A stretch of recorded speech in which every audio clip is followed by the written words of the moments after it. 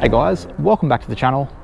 So I thought I'd do a video today on the RS3, sort of talking about the things that I love about the car, why I'm really starting to love this car. Is it all that I hoped it would be? Some of the things maybe I don't like as much, and just overall thoughts. Now I know this is like a pretty stereotypical thing to do on YouTube, on a car channel, the kind of like 5 things I love and 5 things I hate. I thought I'd just sort of combine them all into one and give my thoughts, because yeah, like it's been about 2 months that we've owned this car, and I'm really starting to grow used to it. And yeah, there's a few things that I really do like, and after dreaming of owning this car for many years, always saying this would be, you know, a logical dream car for me, something that I could, you know, have alongside the Evo or step up if I ever was to sell the Evo. Ended up working out that Letitia, she's decided to replace her Evo with this, so it means that I can sort of have both. I have my Evo 10 to drive and I can drive this. And after years of, like I said, thinking about the car, watching videos on it, is it all it's sort of cracked up to be? Now I've had a chance to sort of get used to it, I thought I'd do a video on that.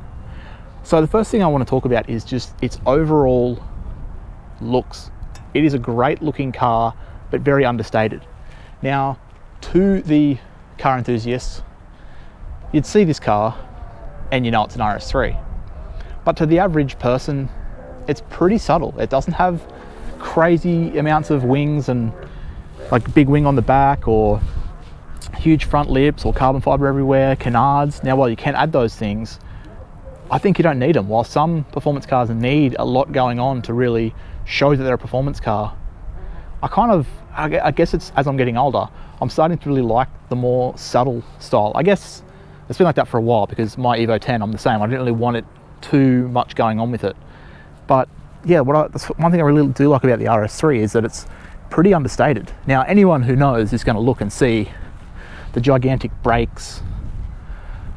This one has also a little lip kit going on, but like, yeah, around to the back, you got a pretty aggressive diffuser, and obviously the RS3 badge will give it away, but you know, 2 fairly large exhaust pipes. But I feel like a lot of cars these days, even non-performance ones, come with like dual exit exhaust or quad exit. So in my mind, this doesn't look too out of place. It fits in anywhere. So it's, I think, a great looking car. It's just, they nailed the design. I really do think the 8V facelift RS3, which is what this is, just perfect, subtle, clean style, which is what I'm into. Now, I know some people aren't into that, but that's just my personal taste. It looks still sporty, but super luxury and subtle in my mind. That sort of brings it on to the next thing, is sort of touched on there, the aftermarket support for this car.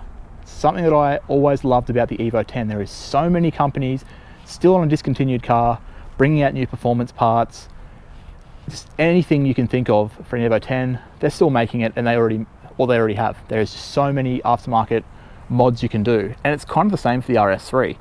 So like I said, this car has the aftermarket lip kit. It's like a Maxton Design branded one. They make a few different types. There is a bunch of other brands that make them. You can get carbon fiber ones, you can get the gloss black like this car has. There's a lot. That's just like, you know, the lips I'm talking about, but like, you know, obviously wheels, brakes. This car has aftermarket rotors, 2-piece front and back. Like, there is, you know, carbon mirror caps and all your, you know, maybe there's not the whole wide body options, but there's plenty of interior exterior modifications. But the main thing that I really was sort of meaning when I said the sort of mod support, the aftermarket support, is the power. There are so many companies, even just like different companies that you can use to tune these cars. Different tunes you can get, different downpipes and turbos and exhausts. Like, there is a lot of potential for these cars. It doesn't really have, I think, the amount of exterior as, again, like the Japanese style Evo 10s or, you know, Subarus or Honda Civics, etc. But again, that's not really to my taste at this stage in life. I like the subtle thing. So the fact that you can get a bunch of different lip kits and differentiate your car from another one, put on a set of wheels and some lowering springs like this one, and it looks nice and subtle. But then you could go crazy with a gigantic turbo kit and built gearbox and all that sort of stuff, and these things are running like 8s and stuff. Not that that's the plan for this car, but there is so much potential. Even just the few mods you can do, you can really unlock the power potential in these things. Which I guess would be another point, is the dollar spent per horsepower gained on these is pretty crazy compared to a lot of cars. Like, this car for example, after talking to a very popular workshop here in Queensland, 999, and they have some crazy builds going on, talking to them about sort of the next levels we'd like to do with this car, it's already got a intake and a tune. So it feels pretty fast. So after talking to them, talking about the tune that it has, which is like an off-the-shelf style tune, they recommended a custom tune. So they sort of said roughly the tune that this car has on their dyno will usually see about 260 kilowatts at the wheels on just normal pump fuel. What we were looking at getting done is, this is not anything confirmed, we're just sort of getting options. Do we add the downpipe and retune it, or do we just leave it and put a flex fuel kit on it and retune it, which I think would be maybe the better option, and what maybe we're sort of leaning towards.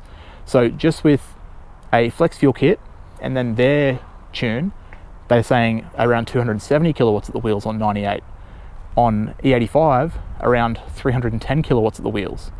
So that is pretty nuts for an intake, a tune, and some flex fuel. That's it, like a flex fuel kit. No injectors needed. Yes, it could use a front man intercooler upgrade, but not needed. And you'll make 310 kilowatts at the wheels and run potentially a 10-second quarter mile. I guess we'll find that out if we go that route, but that's just with like a few $1,000s spent, which is nuts to me considering how much it's taken to make that sort of power, even slightly less actually on my Evo 10. This thing just needs hardly anything to really wake up and get moving. So another huge plus for me. Now, next up, I'm just doing this all in one take really, just as things come to me, would be the daily drivability, the usability of this car. Now, this is Letitia's daily driver. She had a Mazda CX-5 that we bought for her last year, or the year before, I'm not sure, it's been a while, but that was her daily driver. Absolutely loved it. Great daily driver. It was the top spec, so it had like a lot of luxury features. It was actually quite a bit more luxurious than this car, if I'm honest, even though it was a Mazda versus an Audi. It had cooled seats and heated steering wheel and heads-up display and just a lot of features that this car doesn't have, but this is sort of combining the Evo 10 and the CX-5 that she had. And I think it's like perfect as a daily. So it obviously has the auto unlock as you reach for the doors, which the car's already unlocked, but interior is very, very comfortable and luxurious. Now the seats are manually adjustable, bit of a downside. I really think they should be electric. Does that save a bit of weight and make it faster? Probably. And do I really mind having to manually move my seats? No. But being this is her car, I have to adjust it every time. So in the Mazda when I jump in, I had the button that was my button. You know, I set mine as number 2.